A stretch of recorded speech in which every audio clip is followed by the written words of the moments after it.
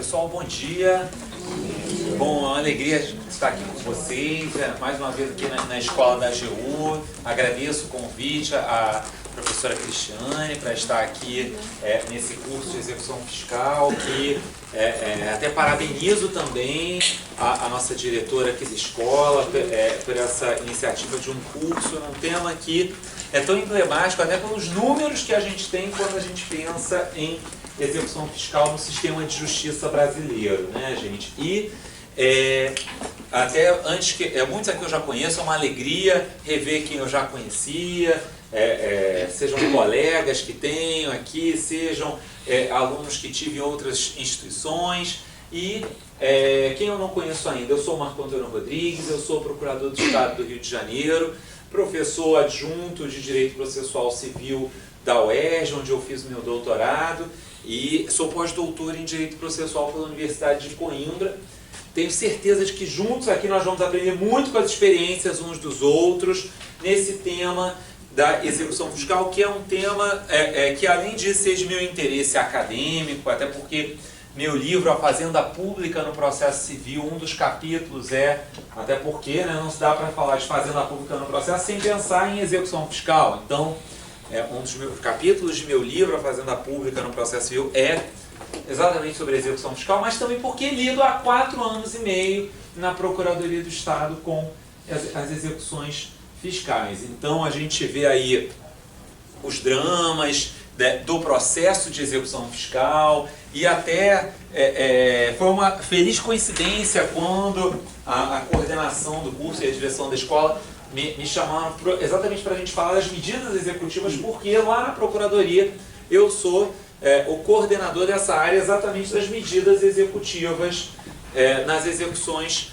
fiscais. A gente responde aí por 60 mil execuções fiscais no que diz respeito à parte de medidas executivas. E pessoal, fato é que quando a gente pensa em execução fiscal no Brasil, fato é que nós temos um problema aqui de falência do modelo de execução fiscal que nós temos, né? Por quê? Porque quando nós olhamos para o relatório Justiça em Números do Conselho Nacional de Justiça, nós vemos que nós temos hoje o relatório Justiça em Números, com números até o final de 2018, constam 80,1 milhões de processos na Justiça brasileira.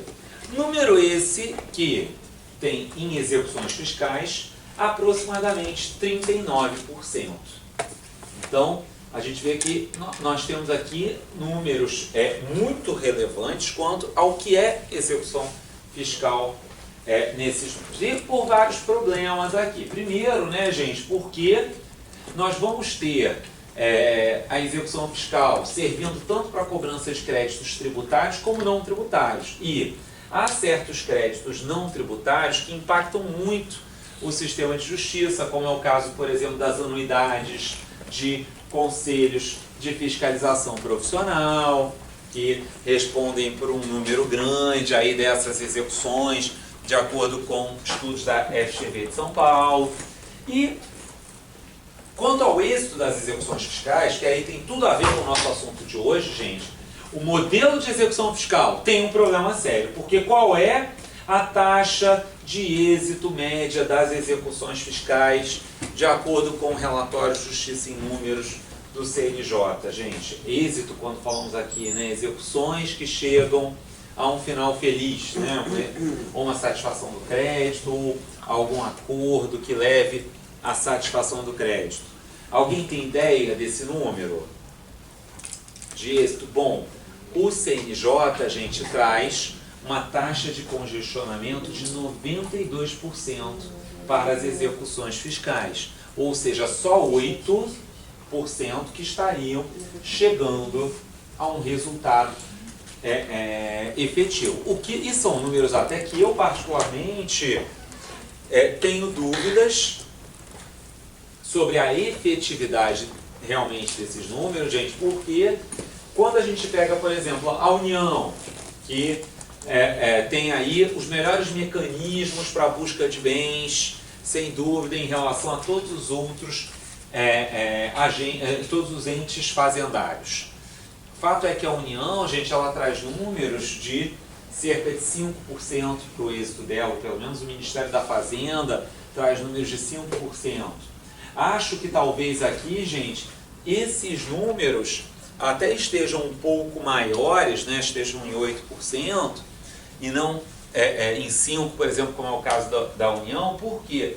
Porque acho que, no fundo, o que acaba acontecendo é que, por exemplo, há situações em que a União usa alguma medida extrajudicial de cobrança, como é o caso do protesto, alguma medida que leve a um efeito de pagamento, não propriamente dentro da execução, mas um pagamento administrativo que leva à extinção da execução.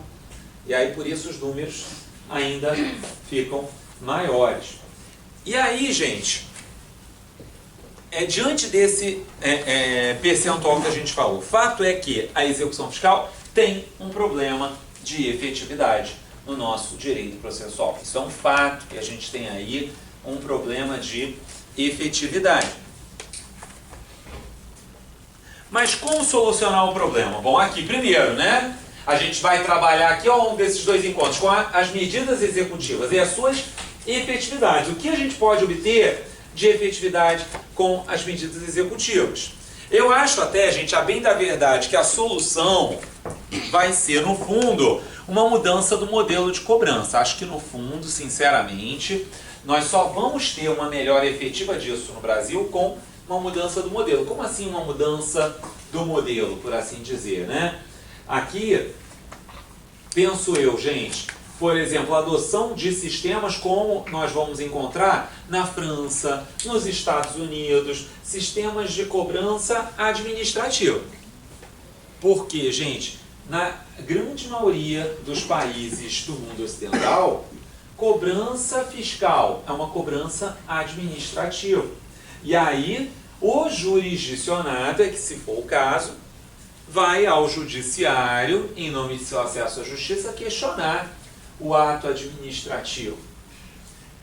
Claro que no nosso processo, né, gente, é muito delicado a gente falar, vamos transportar o que está acontecendo nos grandes países do mundo ocidental para o Brasil, se a gente também não fortalecer de outra forma os direitos do contribuinte na esfera administrativa.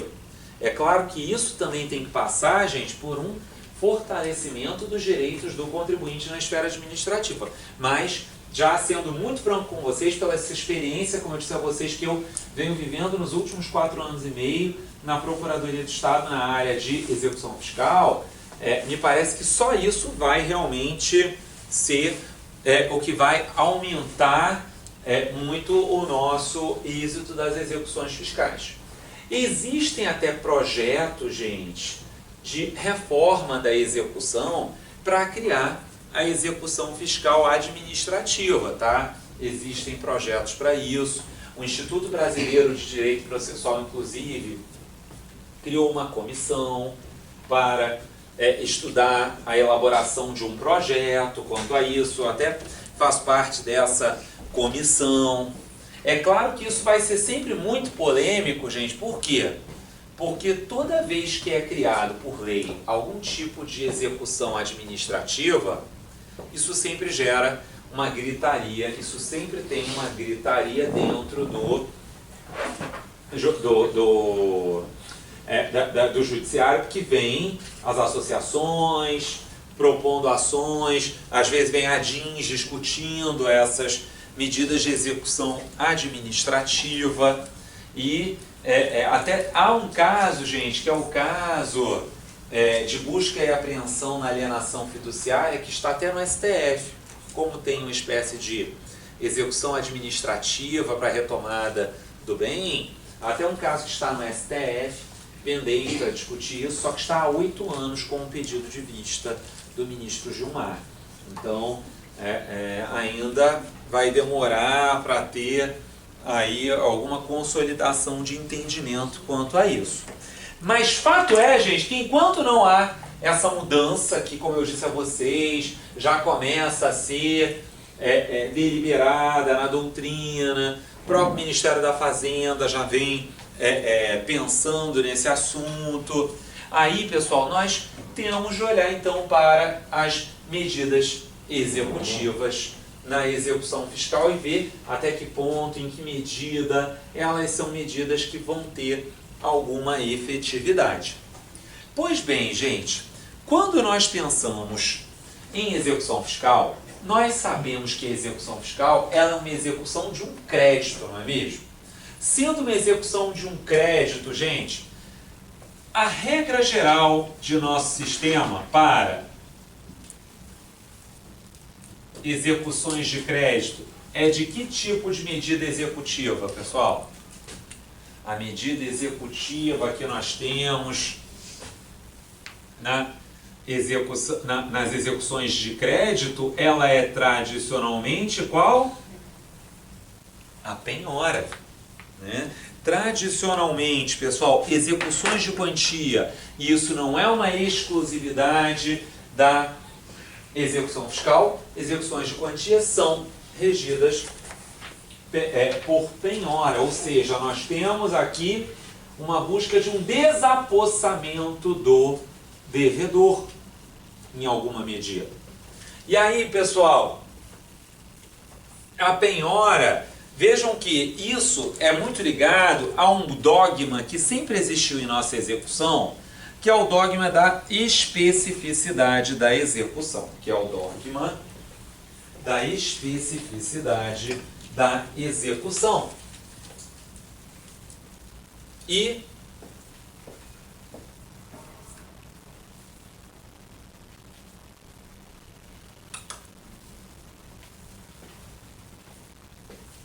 vejam que, pelo dogma da especificidade da execução, gente, para cada tipo de execução, eu teria um meio executivo específico. Então, o nosso processo civil, ele caminhou sempre pensando-se que para cada tipo de execução, eu teria um meio executivo específico. Então, para execuções de créditos, a penhora. Para execuções de entrega de coisa, gente, eu teria que ter a busca e apreensão da coisa móvel e a reintegração na posse do imóvel. E então, sempre foi conduzida a execução pela especificidade. Só que, vejam, a lei de execução fiscal, gente, ela também é muito ligada a essa especificidade quando ela trata da penhora de bens.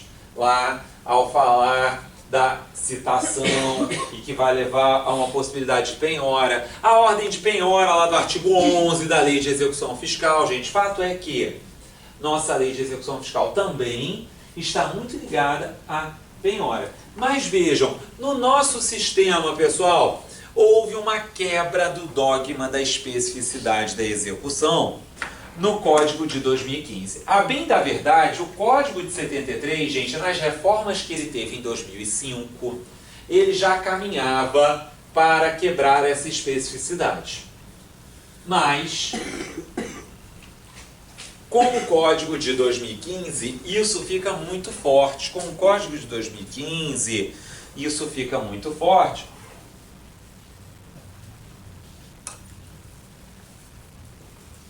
Porque nós passamos a ter a quebra da especificidade pelo artigo 139, inciso 4º, que a gente vai discutir posteriormente. Pelo artigo 139, inciso 4º, gente, do Código de Processo, nós temos o poder geral de efetivação de decisões do juiz.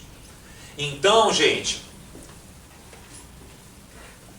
a penhora, enquanto meio executivo tipificado na LEF, passa a conviver com o poder geral de efetivação de decisões. Passa a conviver com o poder geral de efetivação de decisões ou de obrigações. Daí por quê?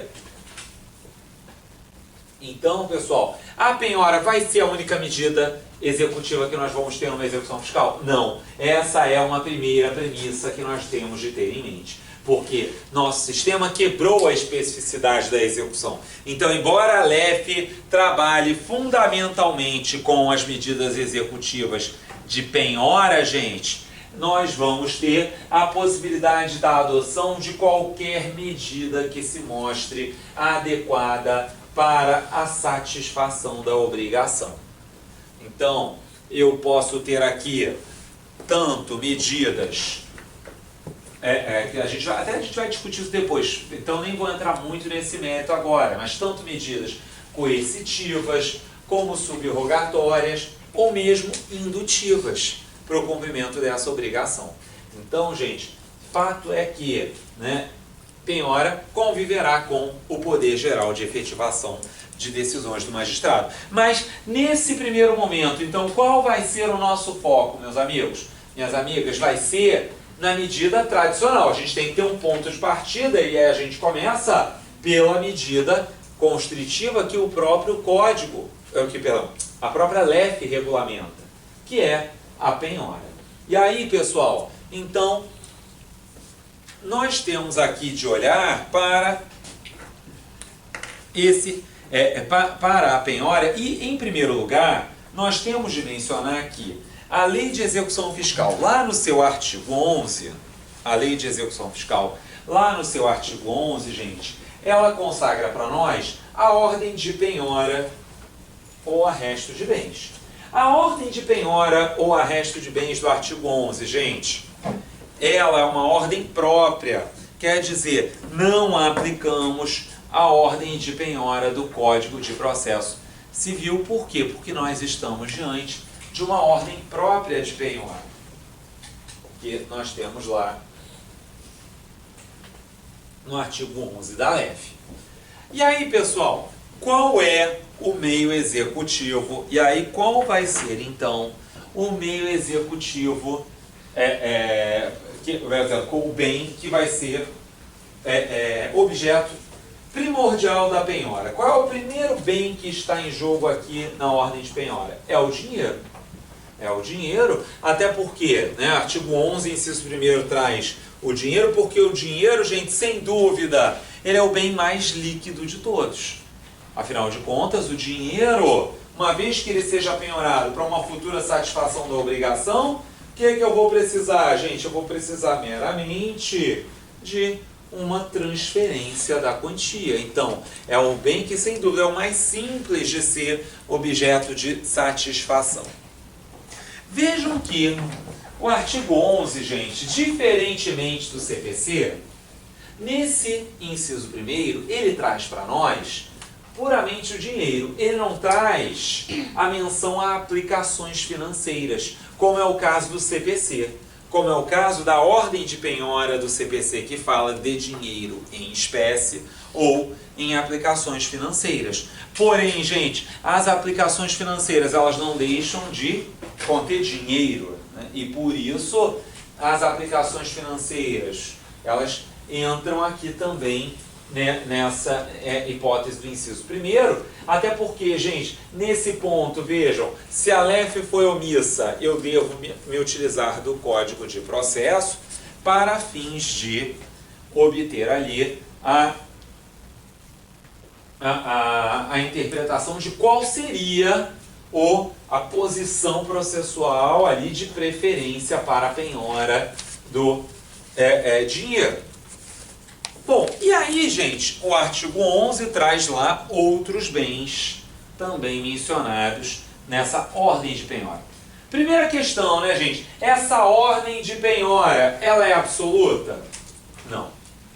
Essa ordem de penhora, gente, do artigo 11, ela é uma ordem meramente preferencial à luz da jurisprudência do STJ. Essa ordem, tal qual a ordem do CPC, gente, ela é meramente uma ordem preferencial, ou seja, não temos aqui uma necessidade absoluta de que ela seja seguida. Mas, por quê, gente? Porque à luz do caso concreto, o magistrado vai avaliar, à luz do caso concreto, o magistrado então vai avaliar se determinado bem vai ter liquidez para fins de ele ser objeto de penhora ou não. Aí, nesse caso, gente, essa penhora, né? Qual vai ser o critério? Pensando, a professora Cristiane falou que a gente tem um público variado aqui, não só de advogados públicos, mas também de advogados privados, né? E aí, pensando aqui, gente, nessa ordem que é preferencial, qual vai ser o critério para fins de que essa ordem eventualmente possa ser afastada? Bom, que eu possa não observá-la propriamente para fins de realizar uma penhora fora da ordem. Bom, já que ela é preferencial, o critério que vai ser utilizado aqui, gente, para fins de ter uma penhora fora de sua observância, é o princípio da menor gravosidade da execução, que consta do artigo 805 do CPC. Que consta lá do artigo 805 do CPC. Ou seja, o que é a menor gravosidade, pessoal? Pela menor gravosidade, uma vez que eu tenha uma execução, uma vez que eu tenha, porventura, uma execução de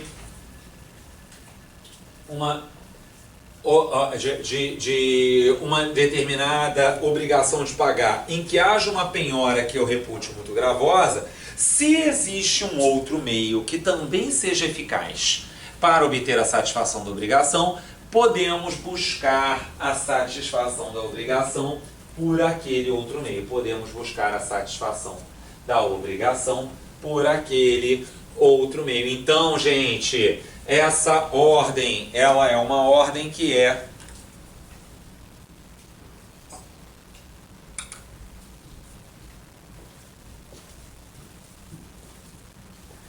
uma ordem meramente preferencial, porque à luz da menor gravosidade eu posso demonstrar que aquela medida é excessivamente gravosa. Agora, gente, menor gravosidade, ela vai estar embasada em que tipo de princípio do nosso processo? Ela vai estar embasada na proporcionalidade. A menor gravosidade, gente, no fundo ela está embasada onde? Na proporcionalidade. Por quê? A proporcionalidade, como lembra até o próprio Daniel Sarmento, dentre outros autores da teoria constitucional, gente, a menor gravosidade, ela envolve dentro dela algumas análises. Uma delas qual é? É uma análise de necessidade da medida. No sentido de que a medida deve ser a menos gravosa possível para atingir a finalidade pretendida.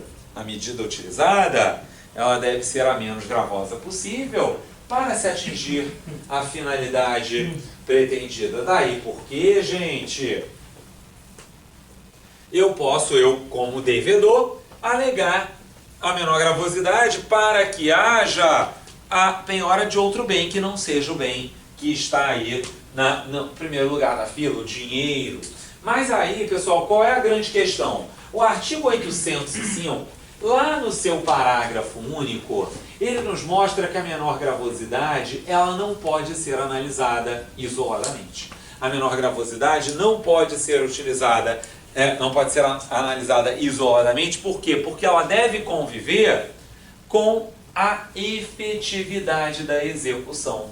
É o que nós extraímos do 805, parágrafo único, gente. Porque pelo 805, parágrafo único, vejam que, por força desse dispositivo, do 805, parágrafo único, incumbe ao executado, quando alegar uma excessiva gravosidade da medida, fazer o que, gente? Ele tem que indicar uma medida que seja tão eficaz quanto a medida que foi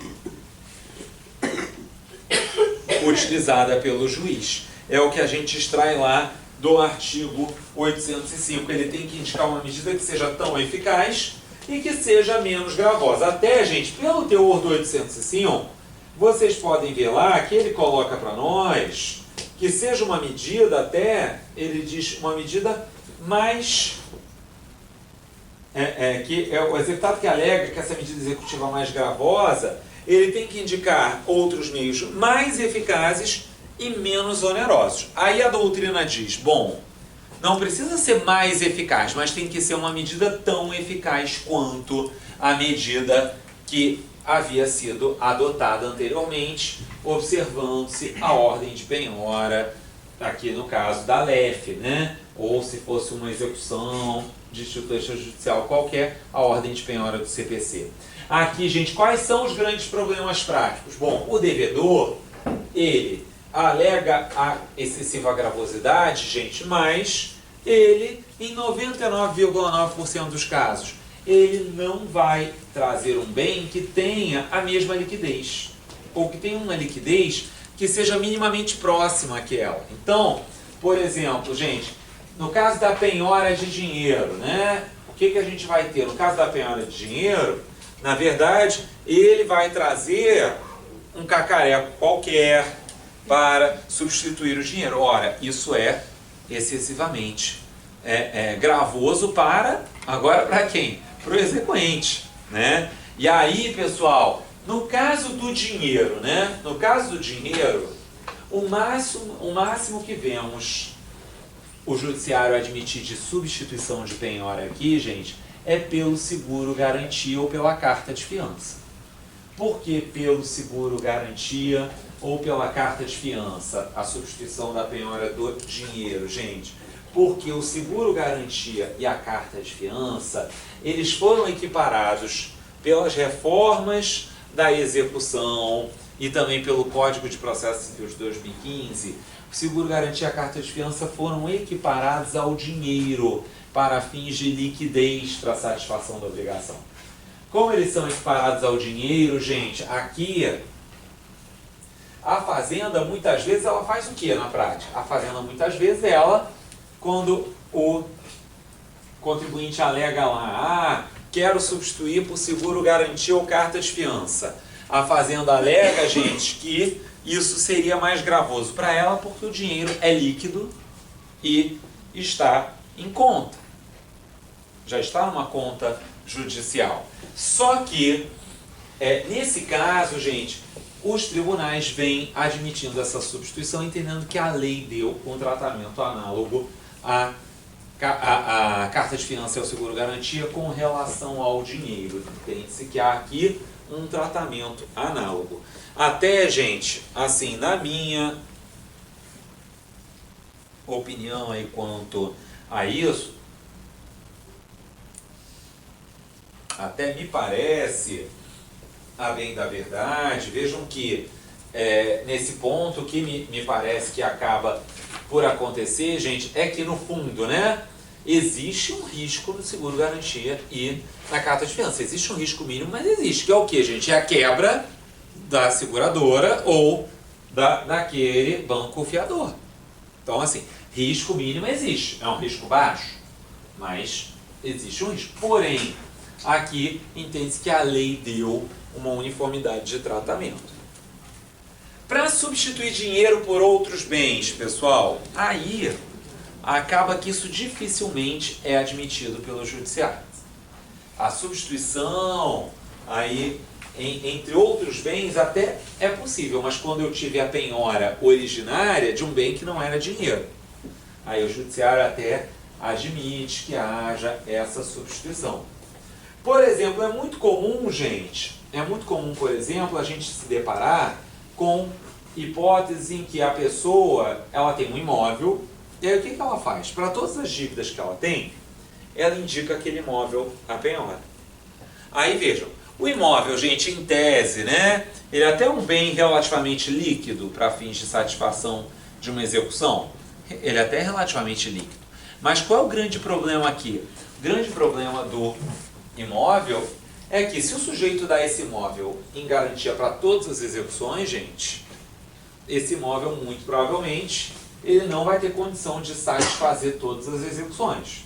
Então, por exemplo, esse é um cuidado que a gente tem que ter, seja, né, aqui o caso dos advogados públicos, e seja aí os colegas da advocacia privada e suas execuções em geral, que quando há um bem dado em garantia, gente, muitas vezes esse bem pode estar sendo dado em garantia em múltiplas execuções. E aí, a gente vai ter que olhar para certidão de ônus reais do bem para ver se tem penhoras averbadas ou não. Aí a gente tem que olhar para a certidão de ônus reais para ver se há penhoras averbadas ou não. Bom, e Então, nós temos aí, pessoal, essa ordem, que não é absoluta, que é preferencial, porém, a menor gravosidade ela tem que conviver com a efetividade da execução.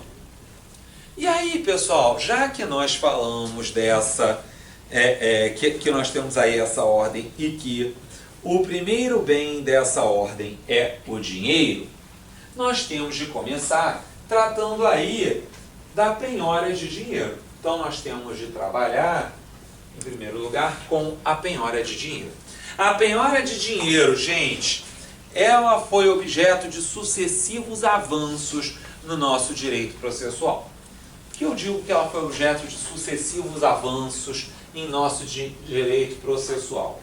Porque durante muito tempo, pessoal, havia uma concepção entre os juízes de que a penhora de dinheiro, ela não poderia se dar pelo fato de que isso seria uma quebra à intimidade do devedor, que isso seria uma quebra de seu sigilo bancário ao se buscar uma penhora de dinheiro. Só que isso, gente, com o tempo, viu-se que era um absurdo. Por quê? Porque a penhora de dinheiro, vejam, é para satisfação de uma obrigação daquele devedor que não cumpriu a obrigação. Então, se ele não cumpriu a obrigação, ele não pode se esconder atrás de um suposto sigilo bancário para não ter a execução da obrigação em face dele. E aí, pessoal, nós tivemos há cerca de uns 20 anos a criação da penhora online de aplicações e ativos financeiros. Nós tivemos, então, há cerca de uns 20 anos, a criação da penhora online, quer dizer, a penhora das aplicações e outros ativos financeiros por sistema online via Banco Central. Mas esse sistema, pessoal, ele se mostrou muito problemático de início. Esse sistema se mostrou muito problemático por quê? Porque esse sistema, ele era um sistema que não era inteligente, por assim dizer, até porque tecnologia, né, gente, tudo é uma questão de evolução, né? E esse sistema de início, o que ele fazia com o devedor, gente? Esse sistema, se era uma dívida de 100 mil reais, o devedor tinha 100 mil reais em 10 contas, esse sistema penhorava 100 mil reais em todas as contas que tinham esse valor. E se não tivesse esse valor todo na conta, ia penhorar tudo que tivesse ali naquela conta. Ou seja, no final, poderia ser que aquele devedor que tinha uma dívida de 100 mil reais estivesse com uma penhora de 1 milhão em face dele. O que, vejam, era excessivamente gravoso. Então, quando surgiu a penhora online, gente, ela pareceu uma solução para muita coisa, só que, na prática, isso acabou levando até a uma postura refratária do judiciário. Porque o judiciário falava, não, mas eu não posso deferir essa medida, porque essa medida vai fazer um dano em massa no devedor, quando penhorar várias contas com o mesmo valor. Aí, com o tempo, o sistema se aprimorou e aí passou a desbloquear automaticamente os valores em excesso, que aí sim viabilizou realmente que os juízes utilizassem essa medida de penhora online. E o Código de 2015, gente, o Código de 2015, por sua vez, ele regulamentou expressamente a penhora online. E aí eu quero debater com vocês um pouco da penhora online, porque nós temos aqui umas questões relevantes para nós tratarmos sobre ela. Bom, pessoal, a penhora online, né, a penhora de dinheiro em depósito ou em aplicação financeira, ela está no artigo 854. Qual sempre foi também um outro mal que tinha na penhora online, gente? A penhora online, a gente falou que ela tinha um primeiro problema, que era sair penhorando todas as contas que tivessem aquele valor. Mas, ao lado disso, gente, a penhora online, ela por si só sempre teve um problema de, para o devedor, que era um problema também de que a penhora online retirava da conta do devedor e enviava para uma conta judicial automaticamente. os valores devidos. Então, a gente já tem aqui um segundo programa na Penhora Online, gente, referente a quê? Referente à gravosidade dessa medida, pelo fato de que, se eu, porventura, quiser questionar aquela medida, o dinheiro já saiu da minha conta. Então, eu vou ficar meses para conseguir reaver aquele dinheiro, até que o juiz analise minhas alegações, até que saia um mandado de transferência da quantia para mim de volta. Isso era muito grave, gente. E também mais um dos motivos que levava os magistrados a olharem com muita ressalva para a penhora online. E aí o Código de 2015 ele aprimora o sistema. Porque o Código de 2015, então, gente, ele faz o quê? Ele acaba por estabelecer, o Código de 2015, ele acabou por estabelecer, então, um sistema com um mero bloqueio da quantia. A penhora online, gente, ela passa a se processar como? Com um mero bloqueio da quantia em jogo.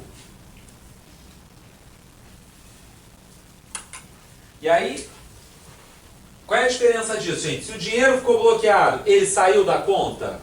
Não. O dinheiro apenas ficou indisponível por hora.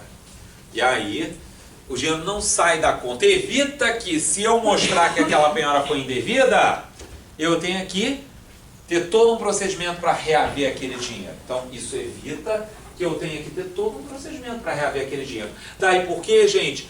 Pelo 854, passamos a ter apenas uma ordem de bloqueio do valor. E uma vez que o valor seja bloqueado, haverá a intimação do executado, então, para que o executado venha a eventualmente se manifestar sobre essa penhora online. E aí, gente, o que o executado vai poder levantar nesses casos? O executado vai poder levantar a impenhorabilidade do valor que foi penhorado e eventual excesso, que é o que a gente encontra lá no 854. O executado vai poder alegar eventual excesso ou vai poder aí também alegar uma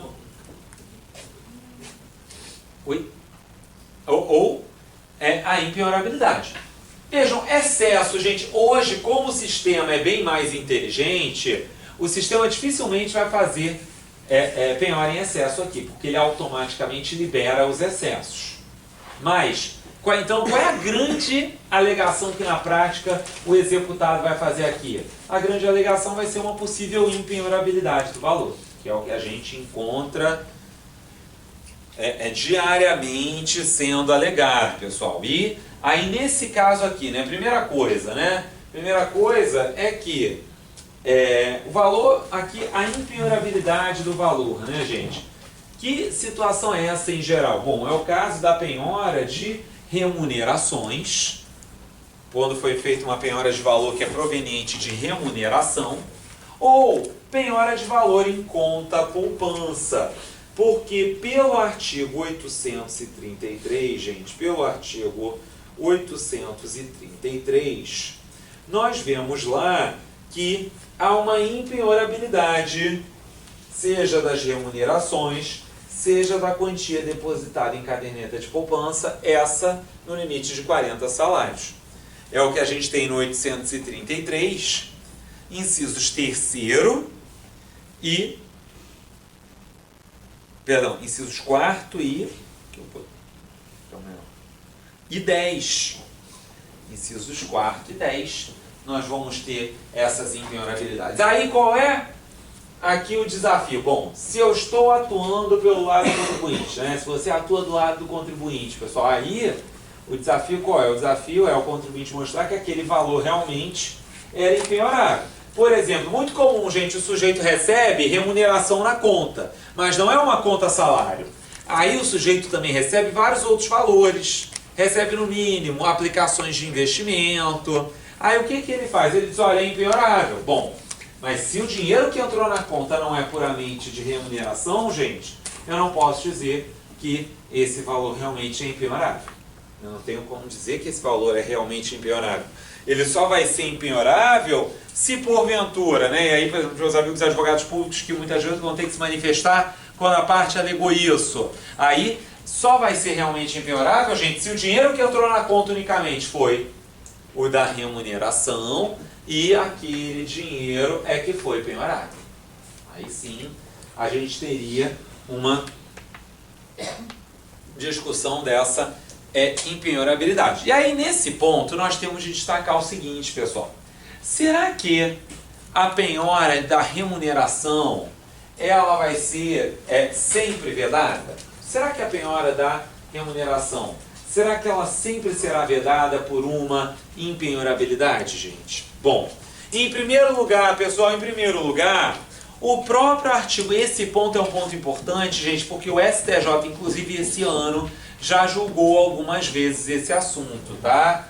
Julgou para execuções em geral, e isso é algo que as fazendas começam a lutar também para a execução fiscal. Qual é a grande questão, gente?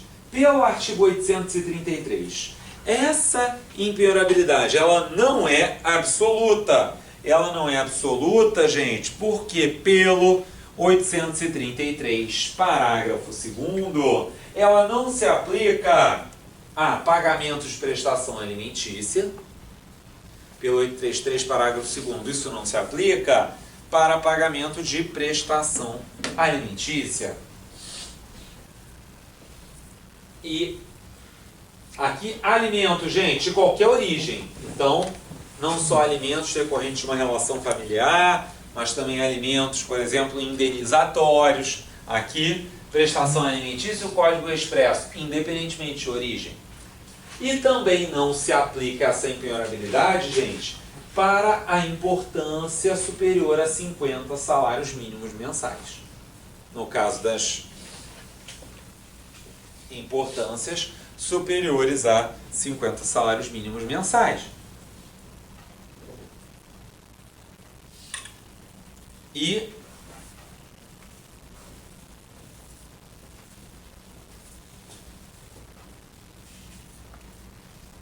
vejam que, então, gente, essa impenhorabilidade, ela é absoluta? Não, ela é relativa, como a gente chega a essa conclusão, porque não se aplica, inclusive, para prestações alimentícias. Há um teto para que o valor seja impenhorável, 50 salários. Porém, gente, o STJ, sobretudo esse ano, começou a discutir se, será que é possível eu ter uma penhora de percentual da remuneração? Mesmo diante dessa impenhorabilidade aqui, será que é possível ter uma penhora de remuneração parcialmente, gente? Bom, pela dicção do 833, gente, o 833, a bem da verdade, ele fez as suas opções, não fez? Qual a opção dele? A opção dele foi, nós vamos ter a aplicação da impenhorabilidade, nós vamos ter a aplicação da impenhorabilidade para os casos que não sejam de prestação alimentícia ou de valor até 50 salários. A verdade é essa, se nós pararmos para pensar, não é, gente? De que nós temos aqui limitações escolhidas na lei. Porém, gente, o STJ, buscando dar maior efetividade às execuções, ele vem fazendo o que? O STJ, gente, ele vem admitindo a penhora de percentual de remuneração. Mesmo fora dessas hipóteses, vem admitindo a penhora de percentual da remuneração.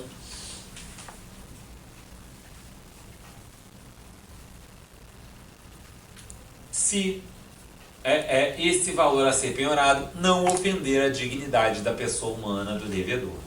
Porque, meus amigos, então, penhora de percentual desde que não haja uma ofensa à dignidade da pessoa humana do devedor. Qual é a ideia aqui do STJ, gente? Primeiro, qual é a ratio no nosso sistema de existirem impenhorabilidades, pessoal?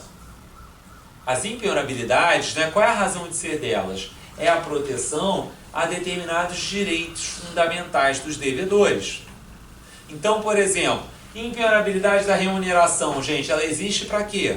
Para proteger a dignidade humana do devedor, concordam comigo? Para que ele tenha aquele valor para a sua manutenção. Como a ratio é essa? Vejam o raciocínio do STJ, gente.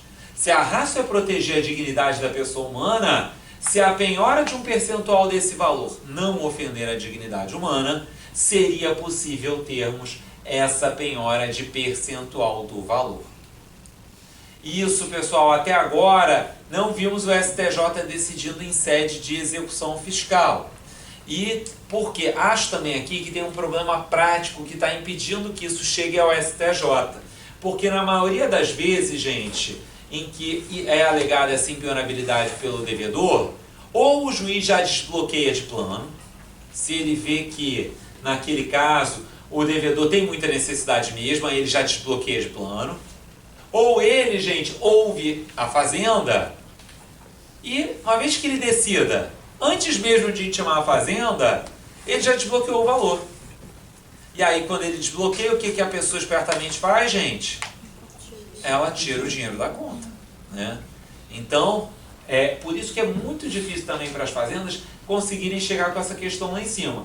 Acho que aqui, gente, o que tem que ser feito, talvez, né, nesse tipo de situação? A depender do valor e até como uma forma de buscar, formar um caso paradigma para isso, o que a fazenda, de repente, poderia fazer, gente, numa dessas hipóteses ainda assim, recorrer.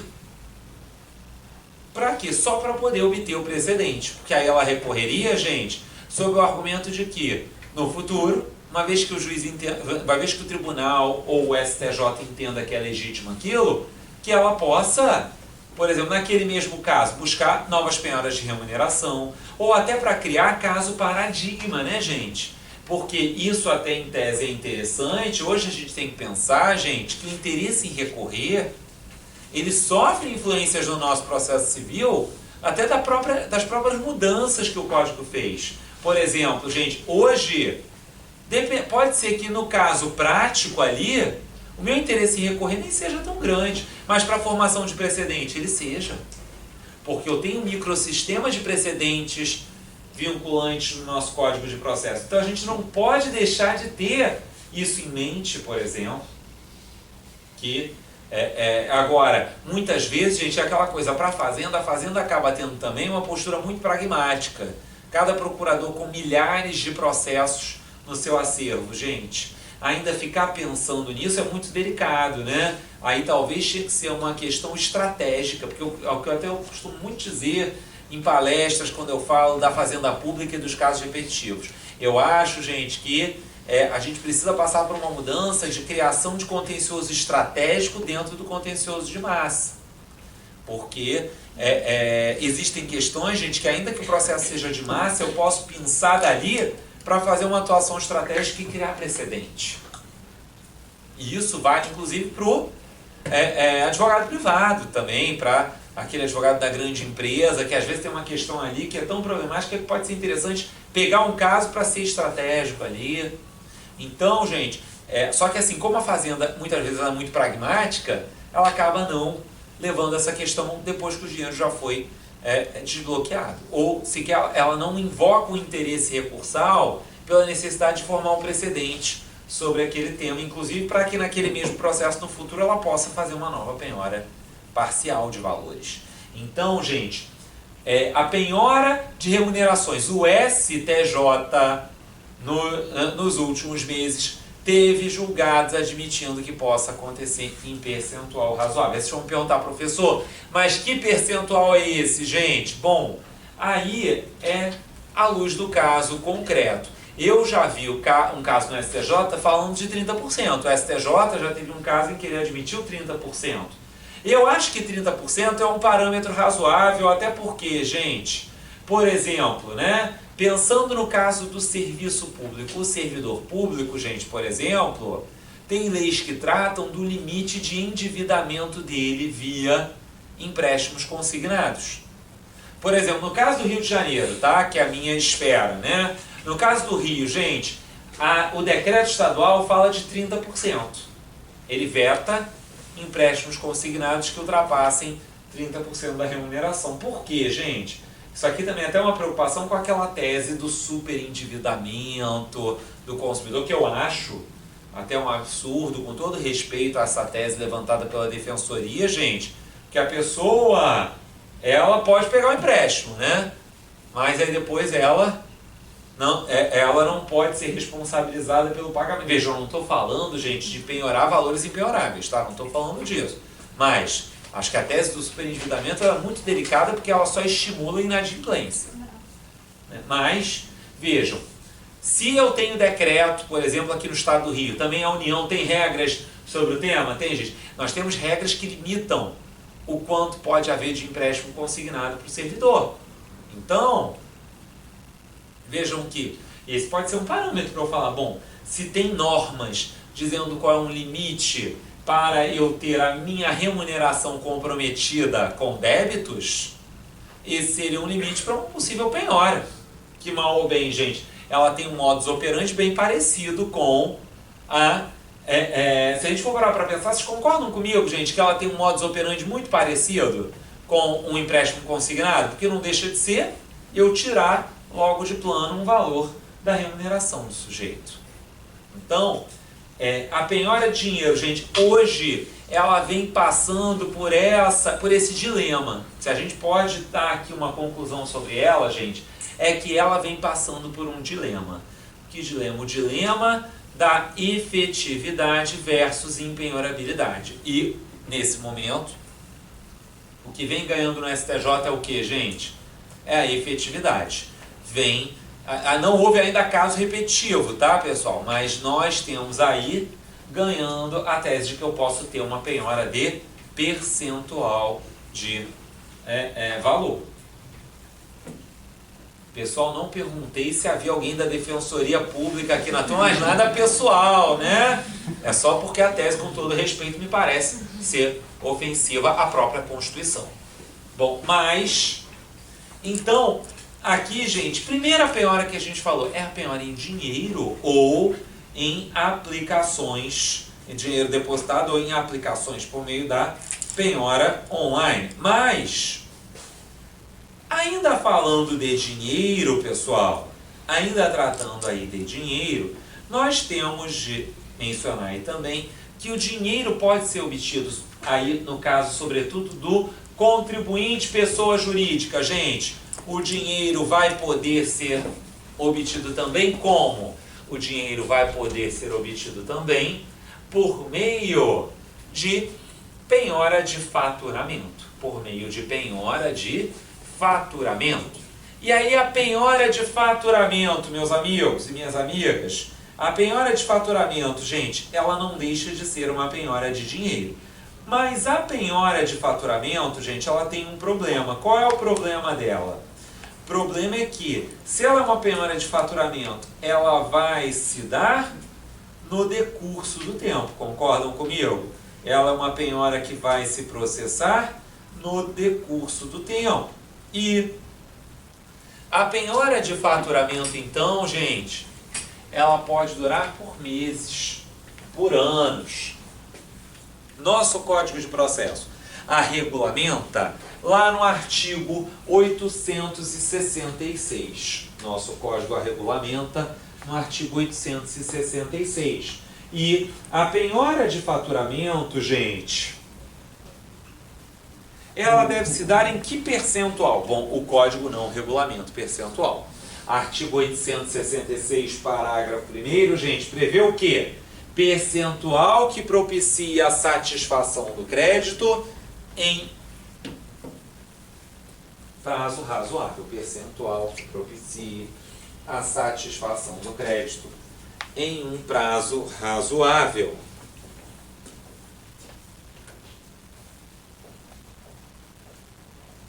Então eu tenho uma regra geral para isso, gente? Não. É o juiz, à luz do caso concreto, que vai definir. Na prática, gente, quais são os percentuais que os juízes com que os juízes costumam trabalhar? 5% e 10%. A gente vê 5%, vê 10%. E aí, aqui a gente tem um problema, pessoal. Que é qual? Bom, a gente tem alguns problemas que eu quero abordar com vocês. Primeiro problema qual é, gente? Primeiro problema é... E o devedor que tem múltiplas execuções contra ele? Pessoal, eu tenho vários devedores assim. E se ele tem múltiplas execuções, vamos pensar, gente, a penhora foi de 10% no caso, tá? E aí, ele tem 10 execuções, gente. Se o juiz determinar 10 penhoras de faturamento de 10% em 10 execuções, o que acabou com o faturamento dele? Zero, né, gente? O faturamento virou zero aqui. Então, a penhora de faturamento, ela tem um problema sério de efetividade, que é qual, gente? Para o devedor que tem múltiplas execuções.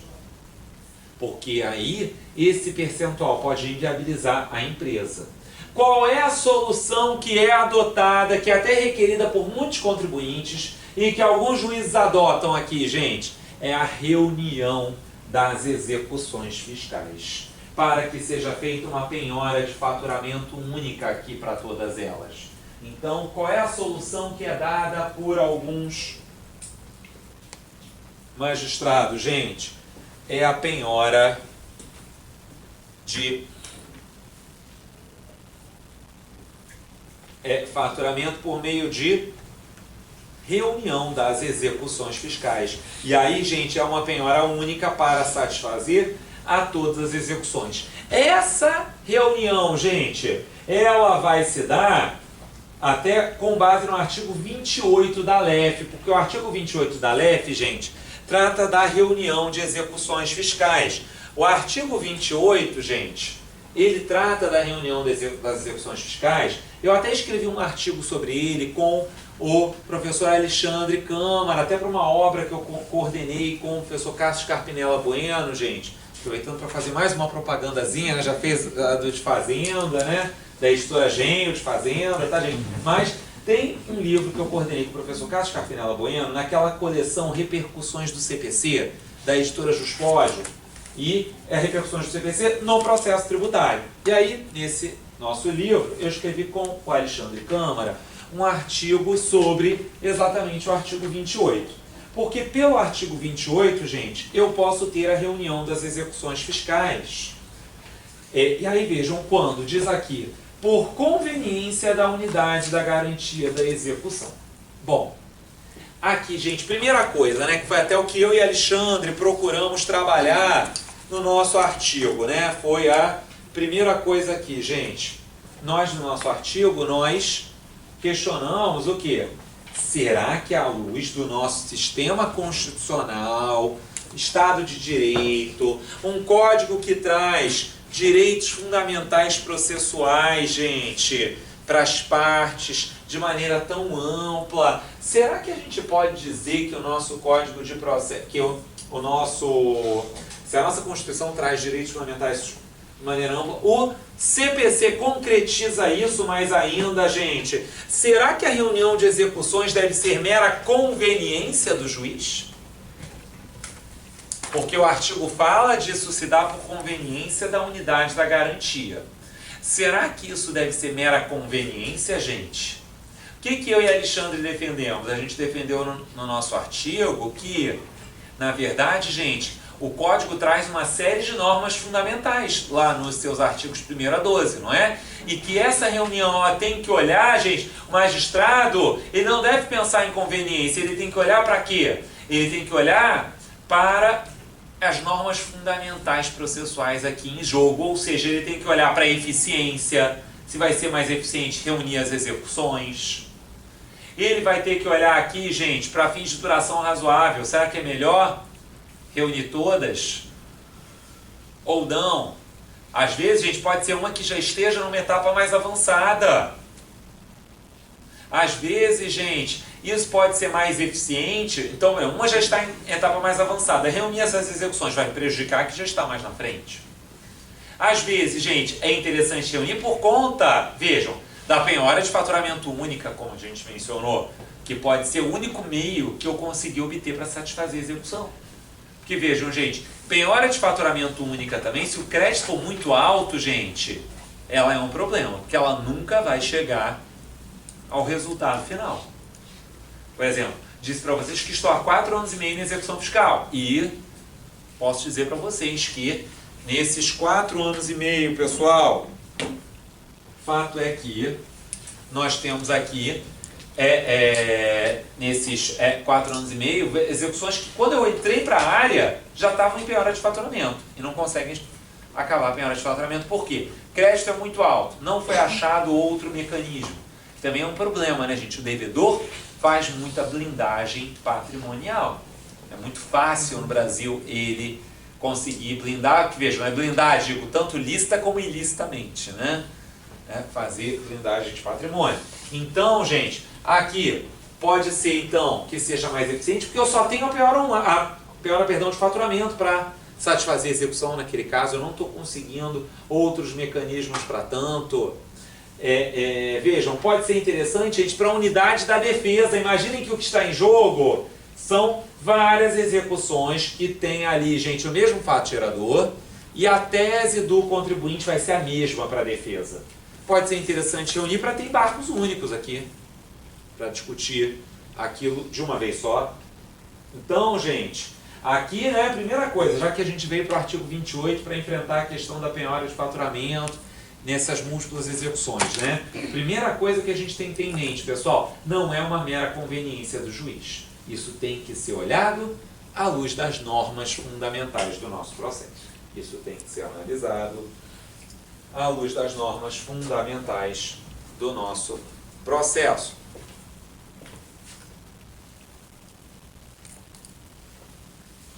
Bom, e então, pessoal, a gente falou aí dessa reunião, que é o que os juízes muitas vezes na prática fazem aqui, se não há outros bens a executar. Se a fazenda ainda não buscou outros bens, gente, geralmente a fazenda ela recusa essa reunião das execuções fiscais para a penhora de faturamento única. Por quê? Porque ela diz, olha, eu tenho que verificar outros bens. Essa penhora de faturamento única vai durar por anos ou décadas, dependendo do valor do crédito. Então, primeiro, vou buscar outros bens se o juiz não deferir penhoras de faturamento nas múltiplas execuções por conta da preservação da empresa. Porque aí, gente, se tem essas múltiplas execuções, aí ele acaba muitas vezes não permitindo em todas. Ou faz a única, ou faz só em algumas, para evitar que a empresa não quebre. Tá? Bom, e essa penhora de faturamento, então, gente, como a gente falou, ela é um mecanismo aí possível, só que ela vai ter um inconveniente para o contribuinte. A penhora de faturamento, gente, ela tem um inconveniente sério para o contribuinte, que é qual? A penhora de faturamento, gente, ela não suspende a exigibilidade do crédito. Porque as causas de suspensão da exigibilidade do crédito, gente, elas estão aonde? Elas estão lá no CTN, né? E o CTN, ao prever as causas de suspensão da exigibilidade do crédito, o CTN, gente,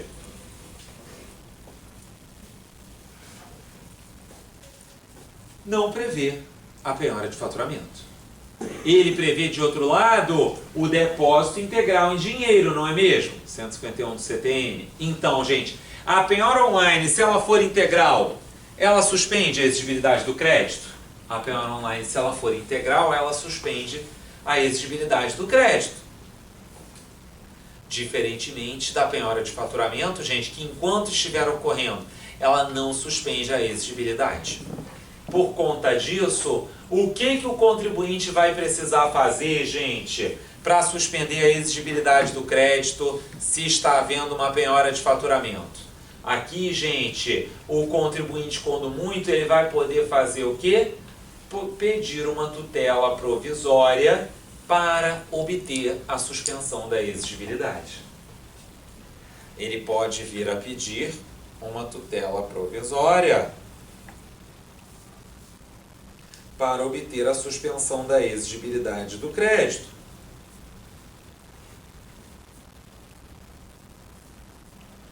Na prática, pessoal, isso tem um problema, que é qual? Posso dizer a vocês que a grande maioria dos juízes, gente, não defere a tutela provisória para isso sem que a execução ou sem que o crédito esteja garantido.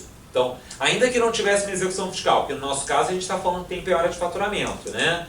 O que a grande maioria dos juízes faz, gente? A maioria dos juízes acaba condicionando a tutela provisória para suspender a exigibilidade do crédito à prestação de garantia, porque o artigo 300 do CPC prevê que a tutela de urgência pode ter ali uma garantia como requisito para a suspensão, uma garantia como requisito para a sua concessão.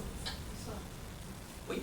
Em relação a essa penhora de faturamento, quando o senhor fala que não suspende, significa que o juiz deferiu e aí a fazenda continua procurando outros bens a penhorar enquanto... Quando a gente fala que não suspendeu a exigibilidade do crédito, gente, pergunta importante da nossa amiga aqui, porque isso leva, por que isso é tão caro para o advogado do contribuinte e até para a fazenda isso também é algo importante pelo efeito que isso gera. Gente, quando a gente fala que a penhora de faturamento, como ela é parcial, ela não está gerando a suspensão da exigibilidade do crédito, isso tem um efeito importante que é qual? A certidão fica suja. Veja, a execução, gente, ela vai ficar lá esperando as penhoras de faturamento mensais, mas a certidão do sujeito fica suja. Isso para ele é ruim por vários motivos, porque vou dar 2 exemplos para vocês. Por que é ruim ficar com a certidão suja, gente? Primeiro, porque se essa pessoa jurídica quiser contratar com o poder público, ela tem um problema documental aqui. Já que, por exemplo, é requisito lá uma certidão limpa lá na lei de licitações para fins de contratação. Além disso, um outro requisito aqui, pessoal, que a gente não pode esquecer, é o requisito da... uma outra situação, não requisito. Uma outra situação que a gente tem aqui que a gente pode esquecer é a seguinte: a certidão limpa pode ser um requisito para o gozo de regimes tributários especiais. E aí, se a certidão está suja, o sujeito não consegue aquele regime tributário especial. Então, por isso, gente, que muitas vezes, se a pessoa precisa suspender a exigibilidade do crédito, aí ela vai para o judiciário pedindo uma tutela provisória para isso. Só que, na grande maioria das situações, gente, aí o juiz exige a garantia. O que, de certa forma, gente, né? Vejam, vou dizer para vocês, o 300 dá margem a isso. Ele prevê que o juiz pode exigir garantia para a concessão de tutela de urgência. E aqui, no fundo, quando o juiz faz isso, gente, ele está tentando fazer o quê? Ele está tentando coibir, está tentando, melhor dizendo, compelir o cumprimento da obrigação. Olha, você precisa de certidão? Então, cumpre a obrigação. Não fica nessa penhora de renda eternamente. Aí que você pode maquiar seu faturamento para pagar uma miséria no final do mês de penhora de faturamento. Então, veja que é principalmente por conta disso. Aí você poderia me perguntar, mas professor, o juiz exigir a garantia para conceder a tutela de urgência aqui, que o meu cliente precisa da certidão, ele exigir a garantia, isso não seria inconstitucional? Isso não seria uma ofensa ao acesso à justiça, gente? O juiz condicionar essa tutela de urgência aqui para suspender a exigibilidade do crédito, né? É bom porque esse tema, gente, o nosso tema, ele permite que a gente vá também indo para outras situações que também são muito relevantes para a prática de vocês e para uma formação mais aprofundada sobre a execução fiscal, né? E vejam, nesse caso, será que é inconstitucional a lei exigir garantia? O que vocês acham?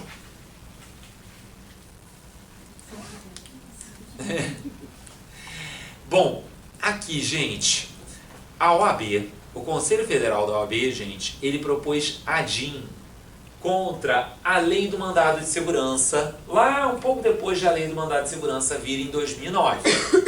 Propôs a ADI, gente, questionando alguns dispositivos, dentre eles, o dispositivo da Lei do Mandado de Segurança, que prevê que o juiz pode exigir garantia para a concessão de liminar em IMS.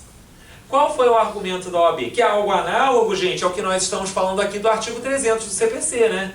Prevê garantia para a concessão da tutela de urgência.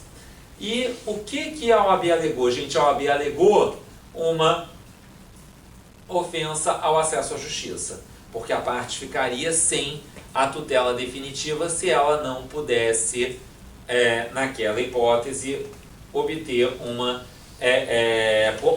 melhor dizendo, prestar uma garantia. Mas aí, gente, essa ADI não teve seu mérito julgado e a jurisprudência de nossos tribunais superiores predominantemente admite a garantia para concessão da tutela de urgência. E, a meu ver, gente, não tem qualquer inconstitucionalidade aí, com todo respeito. Por quê? Por que não vai ter? Porque o acesso à justiça, o que é ele, gente? Acesso à justiça é o direito de acesso à solução justa para o conflito de interesses. O direito de acesso à solução justa para o conflito de interesses, gente, é um direito que assiste apenas ao autor ou também assiste ao réu? Também assiste ao réu. Então, pessoal, se também é um direito do réu, nós podemos dizer que o réu, nesse caso, ele tem um direito de não sofrer uma medida de tutela de urgência muito gravosa sem a garantia. O legislador aqui, gente, ele quis ponderar os interesses em jogo. O autor quer uma tutela de urgência, beleza, mas em caso em que isso seja muito gravoso, eu, juiz, posso exigir a garantia aqui, porque isso é uma forma de equilibrar os interesses dentro do processo. E aí era o que eu dizia para vocês, a jurisprudência dominante, gente, ela não impede a jurisprudência dominante, ela não está impedindo o uso dessa garantia. Nos nossos tribunais superiores, a dominante é que ela pode ser utilizada. Inclusive, gente, olhem o 300, parágrafo 1º, tanto ele não ofende o acesso à justiça, que ele prevê que o juiz vai poder dispensar isso da parte economicamente hipossuficiente. Então, à luz do caso concreto, gente, o juiz pode eventualmente afastar essa exigência da garantia da parte economicamente hipossuficiente. Mas em relação ao paralelo com o dispositivo da lei do INSS que foi impugnado, na verdade não existe um descrime pelo fato de ser uma combinação sumária, assim, não tem relação probatória. Então, Fernanda, mas se, veja, eu pedi tutela liminar no mandado de segurança, né? Foi o que você levantou. Tem uma cognição no mandado de segurança que é limitada a documentos. Veja, se a cognição é limitada a documentos, quando eu apresento uma prova, quando eu peço isso, fundado numa prova documental, veja, o juiz exigir garantia aqui é uma forma de evitar danos à fazenda, porque a fazenda pode ter documentos que mostrem claramente que aquilo que ele colocou é indevido. Por exemplo, Fernando, em matéria tributária, então, o que eu vejo muito? Não sei qual é a experiência prática de cada um de vocês aqui, mas, por exemplo, gente, se eu te dizer, só eu paguei. Aí você vai ver, né? E veja, até a gente que é advogado, muitas vezes a gente não consegue nem perceber isso. A gente vê lá que tem um númerozinho lá, gente, no meio daqueles 10 mil números que tem no papel, que mostra que, na verdade, ele pagou outro valor, pagou outro débito que não era aquele. Então, assim, que o próprio juiz muitas vezes vai ter dificuldade de avaliar. No fundo, gente, o que eu vejo na prática? O juiz, quando ele tem muita certeza de que o contribuinte tem razão, ele até defere a medida sem garantia. Mas naqueles casos em que isso não é tão seguro para ele, ele vai exigir a garantia. E especialmente porque em matéria tributária, gente, no fundo, ele vai ter ele vai com isso tentar ser um agente que compele ao cumprimento da obrigação. Na verdade, eu não entendi como que haveria uma obstaculização de que houvesse a tutela definitiva nesse caso de execução fiscal, entendeu? Porque, assim, nesse caso, com a exigência da garantia, não veria o óbice que talvez pudesse ser aventado no caso da independência. Eu acho que assim, Fernanda, na verdade, que como, veja só, nesse caso eu pediria uma tutela provisória, por quê? Porque, por exemplo, eu estaria invocando algum fundamento contra o título executivo, né? Então, nesse caso, ou eu vou propor, por exemplo, uma anulatória e pedir tutela provisória, ou veja, eu ofertei embargo já, mas eles não tiveram efeito suspensivo porque a execução não está garantida, e aí eu vou buscar uma tutela cautelar para suspender a exigibilidade do crédito, tá? E vejam, para mim, gente, eu concordo com a ideia de que impedir tutela provisória não é impedir tutela final. O acesso à justiça é um acesso à tutela final. E claro, né?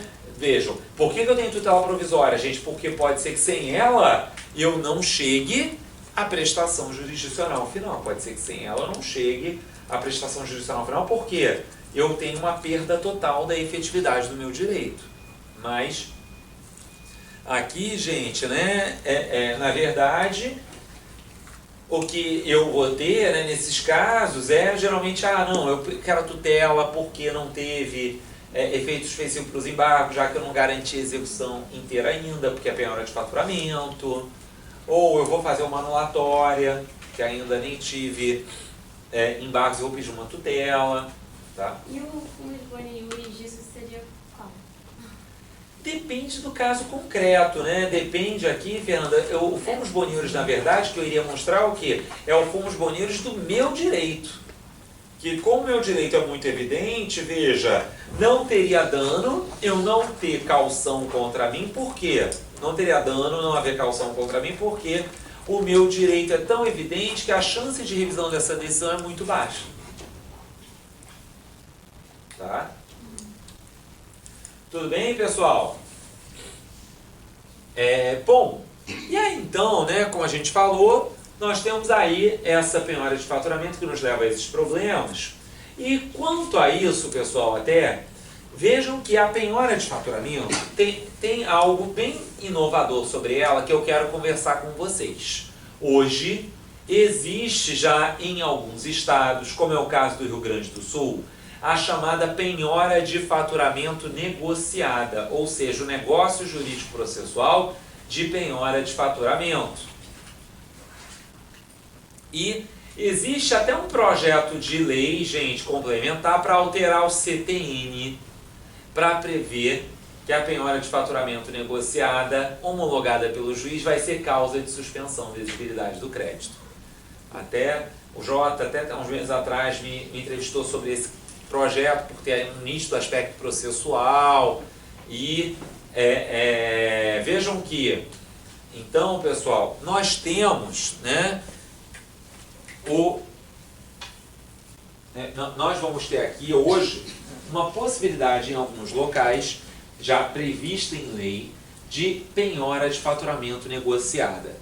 E isso, gente, eu vou dizer para vocês, eu vou defender aqui para vocês que mesmo sem uma lei expressa, seria possível. O que seria essa penhora de faturamento negociada, gente?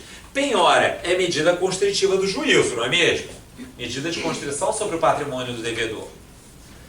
Quem é que define o percentual do faturamento que vai ser penhorado, gente? É o juiz, nós falamos disso no artigo 866, não é mesmo? Pois bem, gente, se é o juiz que vai definir qual é o percentual, como assim uma penhora de faturamento negociada? A penhora de faturamento negociada, na verdade, gente, ela é uma forma indireta de parcelamento do débito. Ela é uma forma indireta de parcelamento do débito.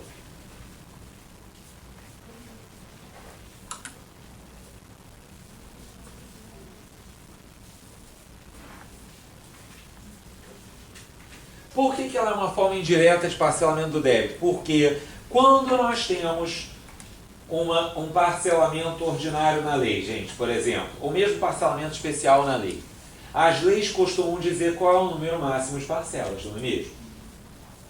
Pode ser que o contribuinte não tenha condições de cumprir o parcelamento naquele número de parcelas. Imaginem só, gente, é um parcelamento de 60 parcelas que a lei permite. Só que o contribuinte não tem condições de arcar com 60 parcelas.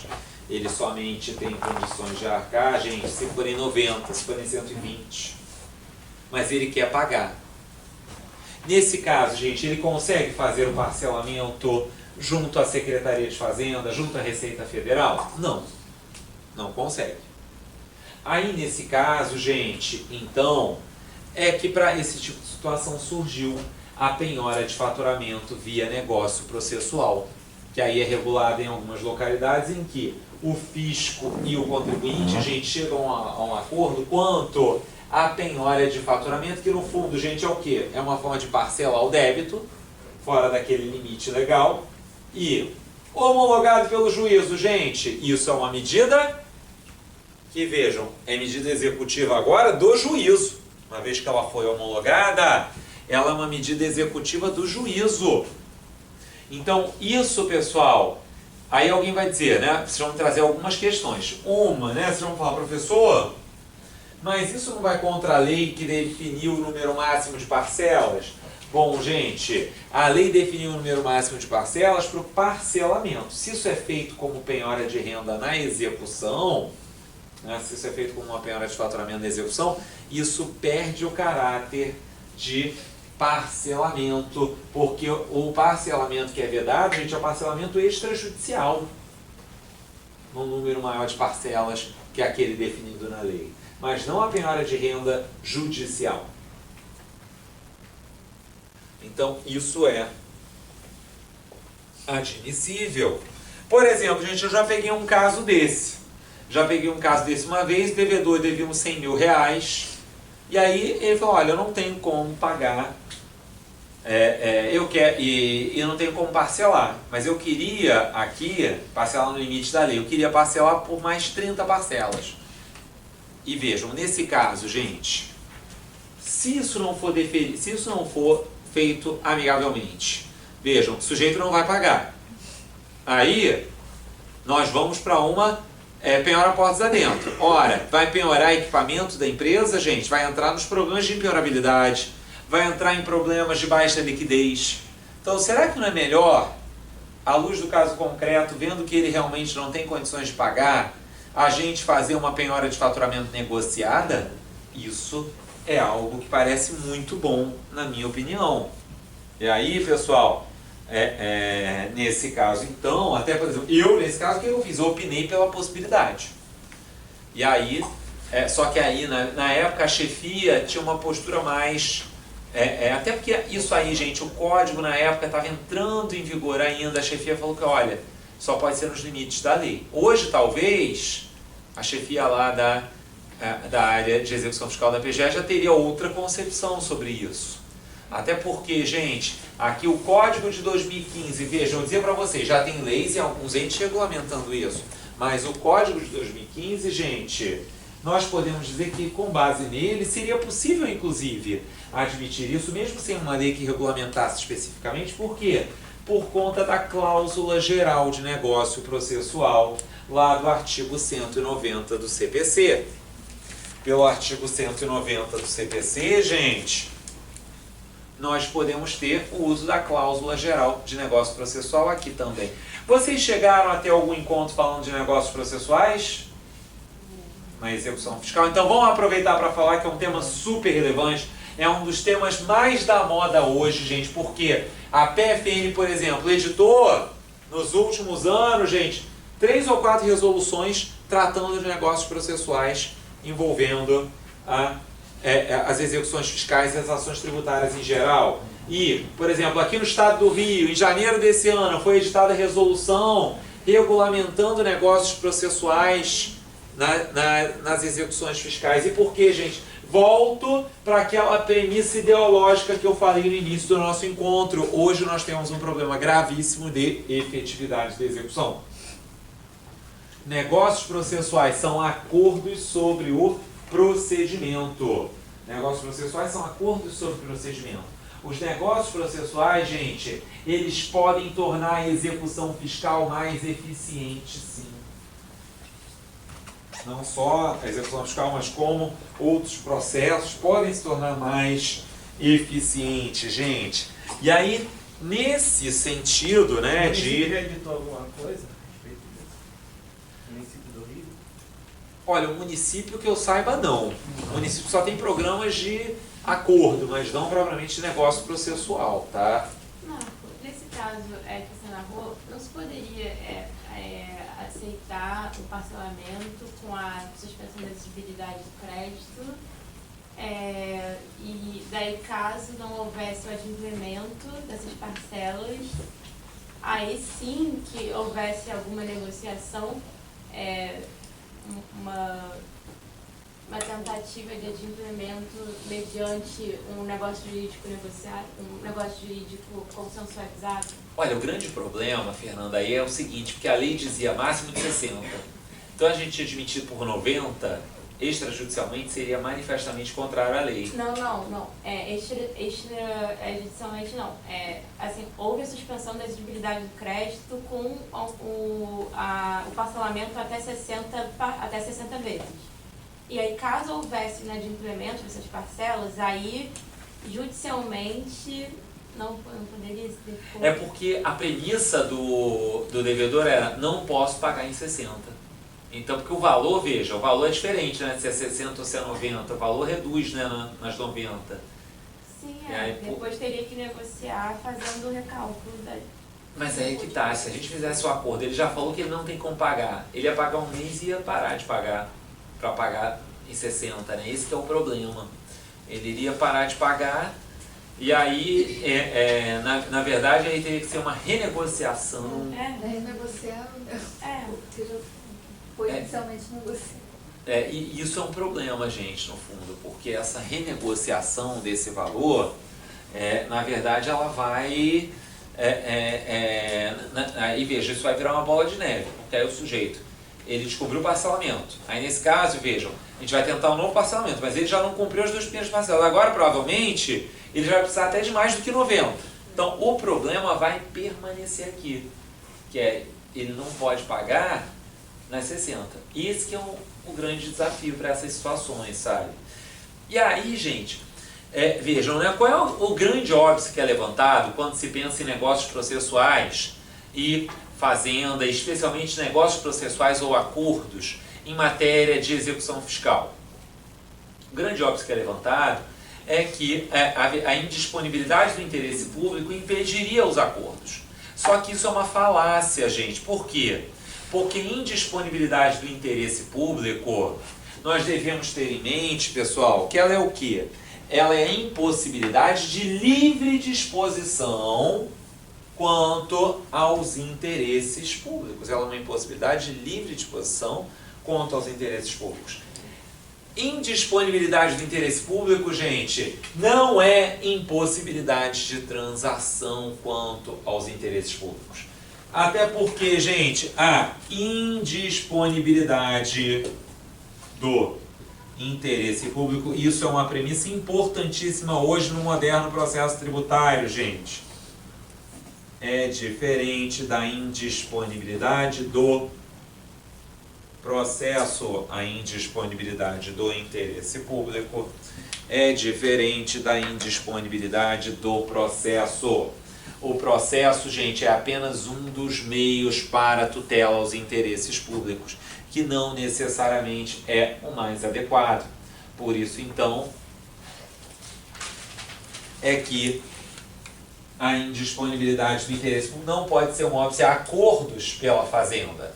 E também, gente, não pode ser um óbice, né, aqui, a negócios processuais pela fazenda. Se não pode ser um óbice quanto a acordos, quanto ao mérito, o que dirá quanto a negócios processuais. Até eu me lembro, gente, há uns 2 anos eu participei de um evento lá na Escola da AGU de São Paulo, que eu estava numa mesa com um procurador da Fazenda que era sobre esse assunto, a mesa, né? E aí ele levantou, não pode ter acordo em matéria fiscal, nas execuções fiscais, porque isso poderia representar uma renúncia ao crédito.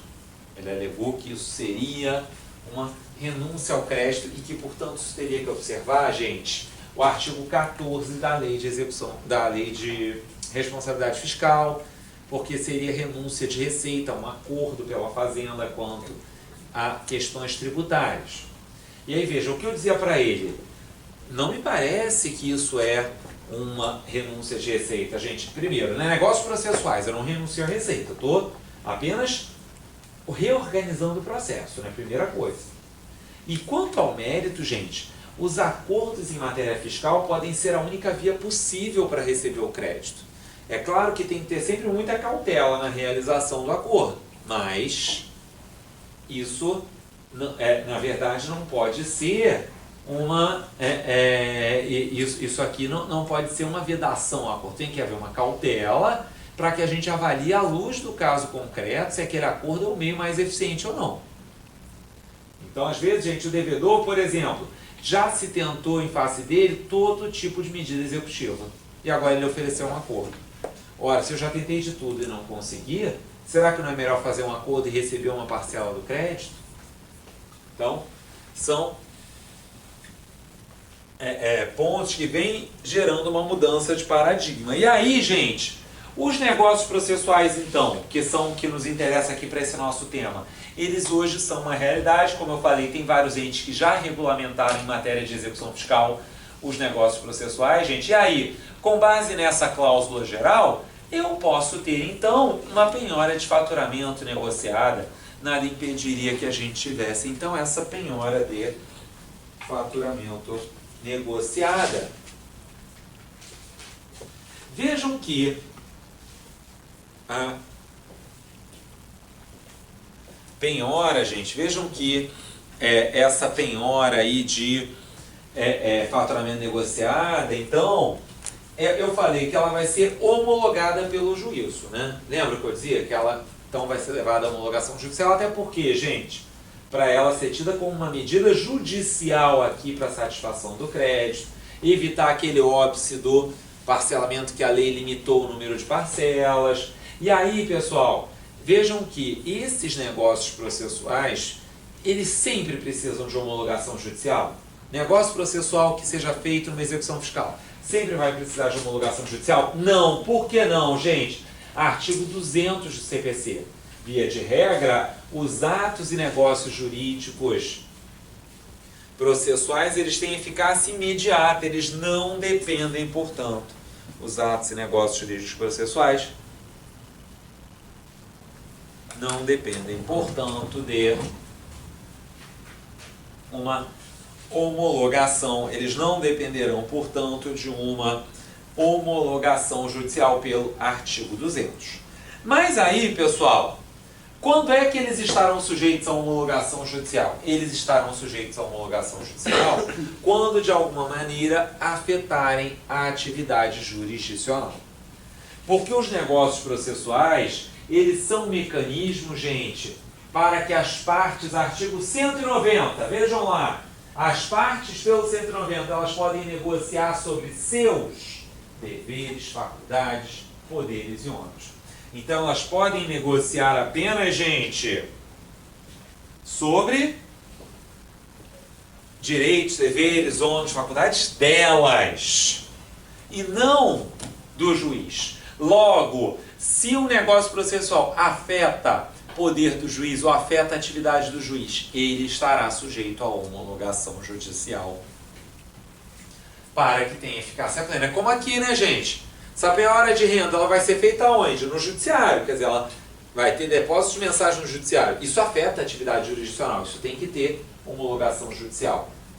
Então, na nossa doutrina, por exemplo, é o caso do Leonardo Greco. É um dos que defende que o negócio processual, quando afeta a atividade jurisdicional, tem que ter homologação. Porque tem casos, gente, em que a lei é expressa. Tem casos em que a lei é expressa, falando que o negócio processual vai ter... Tem casos que a lei vai dizer, olha, o negócio processual... ele vai ter aqui uma...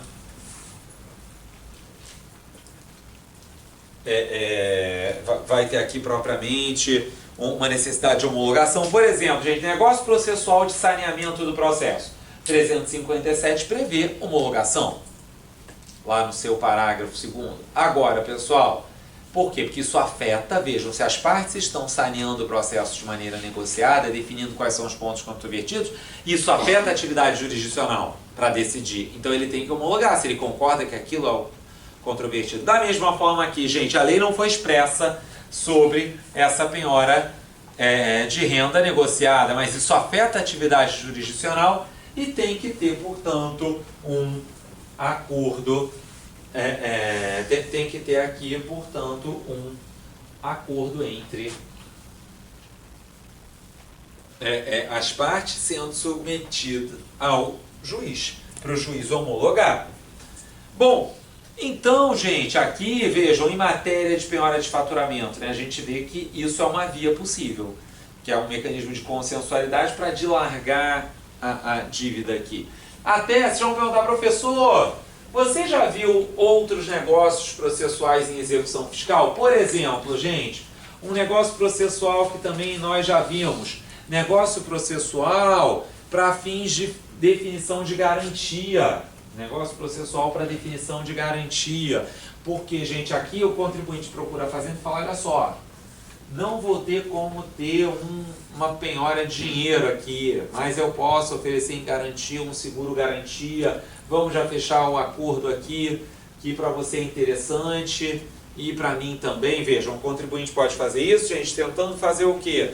Evitar discussões processuais depois sobre a idoneidade ou não do seguro, ou então ele procura e diz, olha, esse bem aqui, esse imóvel está livrinho e desembaraçado, pode ver pela certidão de ônus reais, eu não tenho dinheiro aqui, eu não posso dispor do pouco dinheiro que eu tenho, aceite esse imóvel, e prova que não tem mais, ele provou que não tem mais nada. Seria um exemplo também, né, gente? São situações, então, por exemplo, de negociação de garantia. Outra situação também que já vi relativamente comum, gente, por exemplo, negócio processual para desistência de embargos à execução pelo contribuinte, em troca a Fazenda abriria a mão dos honorários dos embargos à execução fiscal. Vejam, os embargos vão ficar por anos ainda sendo debatidos, a parte já falou para a Fazenda, vou passar os próximos anos recorrendo, vou até o STF, e a Fazenda a gente acha interessante receber desde logo. Por exemplo, ela pode fazer um acordo em que ela, já vi isso acontecer, em que ela admite a desistência dos embargos e abre mão de honorários da sucumbência nos embargos. O que até é delicado, gente, a bem da verdade, pensando aqui nos colegas da advocacia pública aqui da turma, vão concordar comigo, esse negócio acaba acontecendo? Gente, acaba, como disse a vocês, já vi mais de uma vez esse negócio processual acontecendo. Agora, tem um problema que é qual, gente, nesse especificamente? A Fazenda, quando faz esse acordo, ela está negociando com um direito que não é dela. Porque os honorários da sucumbência são de quem? São do advogado público. Então, isso é bem delicado, assim, porque ninguém nunca chegou e falou, não, mas peraí, a Fazenda não pode negociar contra esse direito aqui, que não é dela. Mas isso pode acontecer. Outro negócio processual em execução fiscal, também muito comum, gente, esse é um negócio processual entre Fazenda e Judiciário. Nos juízos privativos de execução fiscal, gente, negócio processual entre Fazenda e Judiciário para a definição de execuções fiscais que tramitarão prioritariamente. Então, negócio processual para termos andamento prioritário de certas execuções. Por quê? Porque o fisco, gente, ele tem que propor as execuções lá a partir de determinado valor. E aí ele sabe que várias são podres. Não adianta ele ficar colocando muita energia delas e tirar a energia do juiz das execuções que são mais importantes. Então, faz um negócio processual de tramitação prioritária de execuções, que as execuções tais, que o fisco viu que tem mais chance de êxito, tramitarão prioritariamente. Seria também uma possibilidade aqui, meus amigos, que a gente poderia ter. Certo, gente? Bom, e também, pessoal, nós temos aqui, então a gente falou de negócios processuais, e se a gente parar para pensar, gente, a execução fiscal, na origem dela, ela já tem um mecanismo de consensualidade, que é qual? É o valor mínimo para ajuizamento de execução fiscal. Se a gente parar para pensar, pessoal, isso aqui o legislador, vejam, ele está se valendo de um mecanismo de consensualidade. Por quê? Quando ele define um valor mínimo, gente, ele está abrindo mão de cobrar aquilo que seja inferior a esse valor. Então, no fundo, nós vemos aqui que a consensualidade ela é compatível com a execução fiscal? É. Ela é compatível com a execução fiscal, tanto quanto ao mérito, como com relação aos negócios processuais. E aí, gente, o código ele veio na onda da consensualidade, o código veio trazendo uma onda de consensualidade, uma onda de solução adequada de conflitos. E posso dizer a vocês, pela minha experiência em matéria fiscal, gente, hoje, né, a consensualidade ela está muito mais presente onde? Nos negócios processuais. Porque as fazendas estão estimulando isso. Temos até acordos quanto a mérito, gente. Pode até ter algum acordo quanto a mérito, mas está muito mais presente em matéria fiscal o negócio processual. Por quê? Os acordos quanto a mérito, geralmente, pessoal, eles ficam em que âmbito? Os acordos quanto ao mérito, geralmente, eles ficam no âmbito da multa, dos juros. Até porque, gente, será que a fazenda pode abrir mão de parcela do crédito principal em si? É um ponto delicado, né? Será que ela pode abrir mão ou não de parcela do crédito principal? Vejam que tem situações, gente, né? Aquele caso que eu falei para vocês, a execução já tinha tentado todas as medidas e nada foi encontrado. Será que não é melhor aceitar um pedaço? Acho que é melhor, né? Mas aí vejam, isso teria que estar muito justificado. Em matéria fiscal, gente, um ponto muito importante que a gente tem que pensar quanto a negócio processual na execução fiscal, já que a gente falou que esse negócio da penhora de renda, gente, ele vai ter aí um impacto quanto a isso. Qual é? É a impessoalidade. Um grande cuidado quando se pensa em negócios processuais em matéria de fazenda e sobretudo em matéria fiscal, gente, é o que? É a impessoalidade. Por quê? O acordo feito com o contribuinte X, será que ele gera um direito subjetivo para o contribuinte Y? Será que ele vai gerar um direito subjetivo para o contribuinte Y, gente? Ou não? Bom, e aí quanto a isso, quanto a essa situação, gente, do acordo que foi feito pelo contribuinte X e que pode gerar, porque isso pode gerar um efeito, gente, até concorrencial. Por exemplo, eu consegui a penhora negociada, né, para pagar em mais parcelas. Eu tenho mais fôlego para investir na minha atividade econômica do que o sujeito que está pagando em menos parcelas, ou do sujeito que teve lá uma penhora maior já. Então, isso tem um efeito concorrencial, pessoal. E aí, por isso, o que a nossa doutrina vem defendendo, gente? Vem defendendo que os negócios processuais que sejam celebrados com o contribuinte, eles devem, sempre que possível, ser também admitidos para contribuintes que estejam na mesma situação, que possam se enquadrar na mesma situação. Agora esse acordo, esse negócio processual do anterior que o senhor falou aqui da prioridade no tramitamento da execução final. Por exemplo, eu sou em relação ao contribuinte X, teve a prioridade. Esse contribuinte X, ele vai participar desse acordo ou ele vai ficar de fora desse acordo? Contribuinte fica de fora porque, gente, vejam só, o contribuinte ele tem direito a um processo que tramite de maneira demorada? Não. Então, vejam, não há direito aqui do contribuinte oponível nesse caso, porque se é uma vara privativa de execução fiscal, gente, ela só processa execuções fiscais. Então esse negócio é um negócio de gerenciamento de processos, em última análise. E vejam, ele não gera um dano, porque, pessoal, é um negócio que apenas está prestigiando a duração razoável de certas execuções. Tá? Tudo bem até aqui, meus amigos? Então, por hoje a gente fica por aqui. Na quinta-feira a gente continua tratando aí das medidas executivas, tá? Fechamos a de faturamento.